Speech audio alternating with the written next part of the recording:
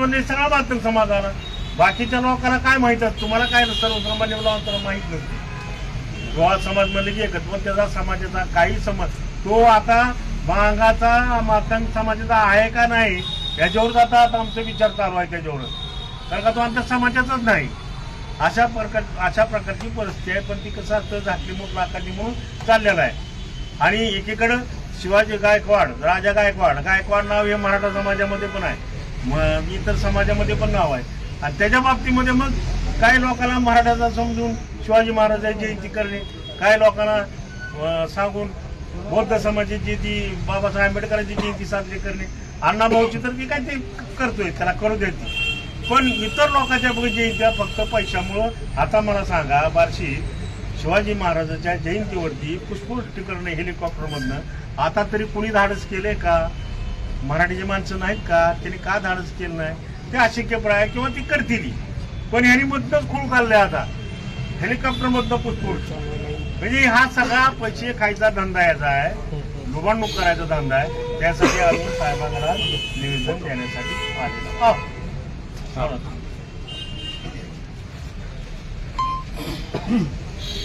सगळ्यांना पहिल्यांदा नमस्कार.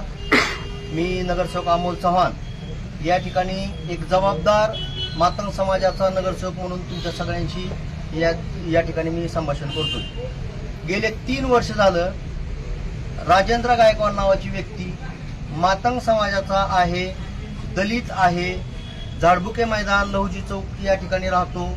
अशा प्रकारचा आव आणून या बार्शी शहरातल्या अनेक उद्योजकांना, अनेक व्यापाऱ्यांना, अनेक राजकारणी लोकांना आणि अनेक वैद्यकीय क्षेत्रात काम करणाऱ्या डॉक्टरांना वेगवेगळ्या प्रकारच्या धमक्या देऊन सोशल मीडियावर तुमची बदनामी करतो. तुम्ही मला पैसे नाही दिले, वर्गणी नाही दिली तर मी तुम्हाला सोशल मीडियावर अर्वाच्य भाषेत शिवीगाळ करीन. आणि त्याच्यामुळं काय झालंय की या सगळ्या बार्शी शहरातल्या प्रतिष्ठित नागरिकात भीतीचं वातावरण निर्माण झालं. त्यांना वाटायला लागलं की ह्याला आपण काय करायला जावं तर हा कुठं सोशल मीडियावर आपली आई बहीण काढतो, आपल्या बायका मुलावरती बोलतो, आपल्यावर आपलं चारित्र्य हनन करतो. त्याच्यामुळं अक्षरशः वैद्यकीय क्षेत्रातले डॉक्टर तर असं त्यांचं म्हणणं येतं की आम्हाला बार्शी शहरात प्रॅक्टिस करू वाटत नाही, इथनं सगळं विकून आमची फॅमिली म्हणते की पुण्याला चला.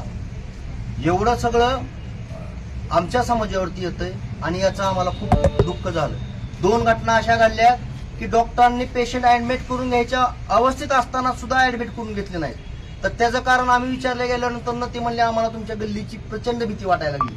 राजा गायकवाड नावाचा माणूस हा आम्हाला सोशल मीडियावर आमच्या आया बहिणीपर्यंत जाऊन खूप खालच्या पातळीत ज्या शिव्या आपल्याला ऐकवणं होणार नाही, आपल्याला देणं होणार नाही अशा प्रकारच्या सोशल मीडियावरती शिव्या देतो, आमची लायकी काढतो, आम्हाला तुला बघतोस, तुला धरतोस, तुझ्यावरती अटॅसिटी दाखल करतो, अशा प्रकारच्या धमकी देतो.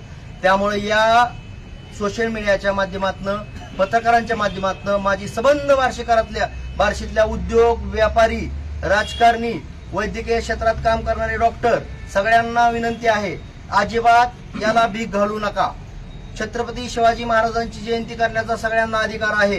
हे जरी खरं असलं तरी तुम्ही हेलिकॉप्टरमधनं फुलं उधळण्याच्या नावाखाली, वर्गणीच्या नावाखाली खंडणी वसूल करतात, हे मातंग समाजाला मान्य नाही. आमचा मातंग समाज हा अतिशय प्रामाणिक, सगळ्यांशी पाठीशी उभारणारा, सगळ्यांना मदत करणारा समाज आहे. याच्यामुळे आमच्या समाजाची प्रचंड बदनामी होत आहे. त्यामुळे मी बार्शीतल्या तमाम उद्योगपतींना, तमाम राजकारणी लोकांना, तमाम वैद्यकीय क्षेत्रात काम करणाऱ्या लोकांना विनंती करतो की 1 रुपया वर्गणी कुणी देऊ नका.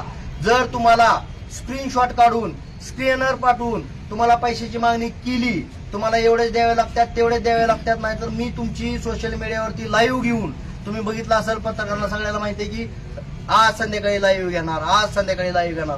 प्रत्येक माणूस हा इज्जतीला, आबरूला घाबरतो आणि त्याच्यामुळं समोरच्याला वाटायला लागलं की बघा मला कसं घाबरतात.